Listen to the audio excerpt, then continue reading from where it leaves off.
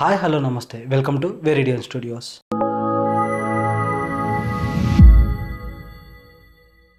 ఈరోజు మనం ఎంతో ఇంట్రెస్టింగ్ అయిన విషయాల గురించి మాట్లాడుకుందాం.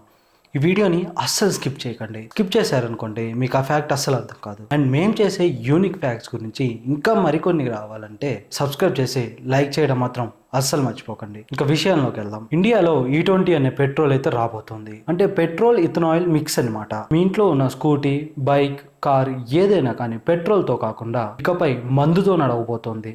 మందా?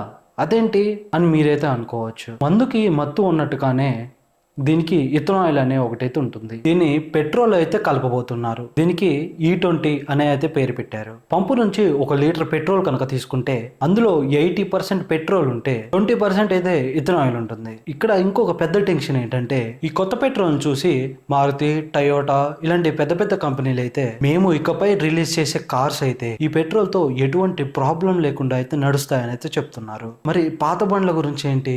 ఈ సైంటిఫికల్ గా ప్రూవ్ అయింది ఏంటంటే ఈ E20 పెట్రోల్ అనేది పాత వెహికల్స్ అయితే ఖరాబ్ అయితే చేస్తుందని తెలిసింది. 6-7 సంవత్సరాల పాత బైక్స్ ఉన్న వాళ్ళైతే ఇంజన్ అయితే ఇది చాలా తొందరగా అయితే పాడు చేస్తుంది. చాలా సైంటిఫికల్ గా ప్రూవ్ అయింది ఏంటంటే ఎథనాయిల్ అనేది ఇది వాటర్ మ్యాగ్నెట్ లాంటిదని. ఇది గాలి నుంచి నీటిని అయితే లాగేస్తుంది. ఇది దాని సైంటిఫిక్ ప్రాపర్టీ అనేది అయితే చెప్పుకోవచ్చు. మీ ఇంజన్ గాలిలో కనిపించే వాటర్ అంతా అబ్జర్వ్ చేసుకుంటుంది. ఇది దానికైతే అస్సలు మంచిది కాదని అయితే చెప్పుకోవచ్చు. వర్షాకాలంలో నార్మల్ గా కార్ మొత్తం తడిచిపోతుంది కదా. ఇంకా కొన్ని స్టడీస్ లో అయితే ఇంజన్ పై పెద్ద ప్రభావం అయితే పడదని, చిన్నపాటి తేడానే ఉంటుందని కూడా అనైతే అంటున్నారు. ఈ పెట్రోల్ రెవల్యూషన్ అయితే పెంచడం కూడా ఎంతో మంచిదని అంటున్నారు.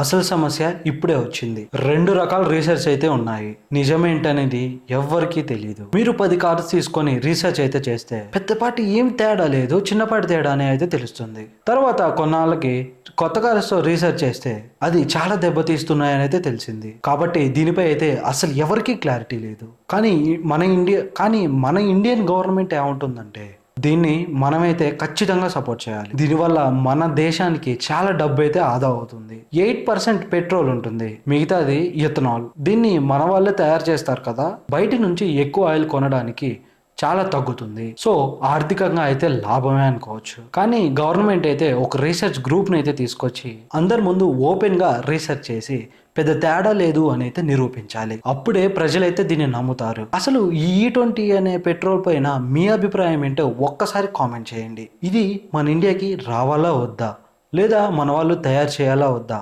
అనే దానిపై మీ ఒపీనియన్ ఏంటో తప్పకుండా చెప్పండి. బీహార్లో ఒక వ్యక్తి కంటిలో అయితే ఒక పన్ను మొలిచింది. పాట్నాలోని ఇందిరాగాంధీ అనే హాస్పిటల్లో దీనైతే గుర్తించారు.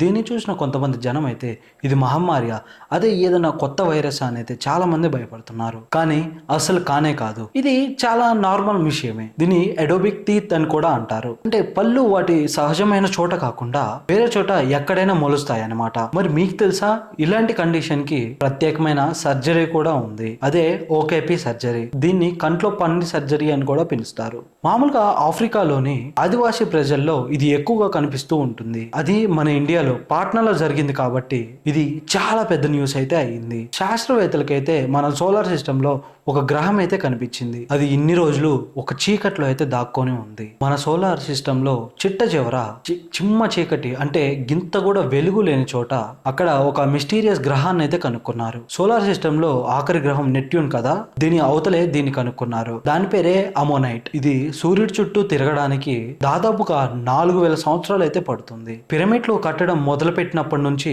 ఇప్పటి వరకు కూడా ఆ గ్రహంలో 1 సంవత్సరం మాత్రమే కంప్లీట్ అయింది. ఈ గ్రహం మనకి చాలా దూరంలో ఉంది కదా. ఇది ఆకాశంలో ఎంత నెమ్మదిగా కదులుతుందంటే భూమిపై ఉన్న అత్యంత శక్తివంతమైన టెలిస్కోప్ కూడా దీన్ని కనుక్కోవడానికి ఇన్ని సంవత్సరాలు పట్టింది. 4000 years లో 10% తీసుకున్నా కూడా ఇది ఆకాశంలో కొంచెం కదలటానికి 400 years అంత టైం అయితే పడుతుంది. ఇంకొక విషయం ఏంటంటే శాస్త్రవేత్తల దగ్గర 2005, 2010, 14, 16 లాంటి పాత ఫోటోలు కూడా ఉన్నాయి. వాటిలో ఇది కూడా ఉంది. అది ఒక గ్రహం అని వాళ్ళకైతే అప్పుడు గుర్తించలేకపోయారు. అమోనైట్ అనేది ఒక జీవి. అది 60 సంవత్సరాల క్రితమే అంతరించిపోయింది. దీని పేరునే ఈ గ్రహానికి అయితే పెట్టారు. ఎందుకంటే ఇది పాత అస్థిపంజరం లాగా 4.5 బిలియన్ ఇయర్స్ నుంచి సోలార్ సిస్టమ్ స్టార్ట్ అయినప్పటి నుంచి సూర్యుడి చుట్టూ తిరుగుతూనే ఉంది. ఈ గ్రహం మీద నుంచి నిలబడి చూస్తే సూర్యుడు ఎలా కనిపిస్తాడో తెలుసా? ఒక చిన్న గింజంతా అదేదో చిన్న స్టార్ లాగా అయితే కనిపిస్తూ ఉంటాడు. అంత దూరంలో ఉంటుంది. ఒక్కసారి అర్థం చేసుకోండి. దీని టెంపరేచర్ వచ్చేసి చలికి ఆఖరి హద్దులో ఉంటుంది. -260 నుంచి 270 మధ్యలో అయితే ఉంటుంది. ఇది సోలార్ సిస్టమ్ లోనే అత్యంత దారుణమైన చోటు అనమాట. ఇంతవరకు చూసారంటే మీకు ఈ వీడియో నచ్చిందనే అనుకుంటున్నాను. సబ్స్క్రైబ్ చేసుకోకుండా మాత్రం అస్సలు వెళ్ళకండి. Please like and subscribe.